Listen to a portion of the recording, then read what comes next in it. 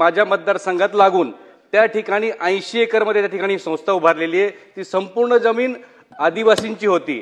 ती 1965 पासून ती जमिनी गरीब, अशिक्षित आणि अनाडी आदिवासींचा गैरफायदा घेऊन त्या ठिकाणी हस्तांतरित केलेली आहे ती जमीन।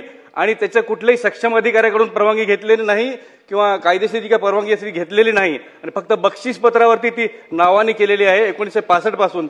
याबद्दल या उत्तरामध्ये कुठेही नमूद नाही, फक्त त्या ठिकाणी एटीसीने गुन्हा दाखल केलेला आहे, पोलीस स्टेशनने गुन्हा दाखल केलेला आहे, SIT तपास करते असं नमूद आहे, परंतु त्या जमिनीबाबत कुठेही त्या ठिकाणी चौकशी चालू आहे, तपास नाही। माझी स्पेसिफिक ह्याबद्दल विनंती आहे की आपण विभागीय आयुक्त यांच्याकडून ह्या 65 पासून आतापर्यंत जमिनी आदिवासींच्या बेकायदेशीरपणे सक्षम अधिकाऱ्याची परवानगी न घेता जे हस्तांतरित झाली त्याची सखोल चौकशी व्हावी अशी माझी विनंती।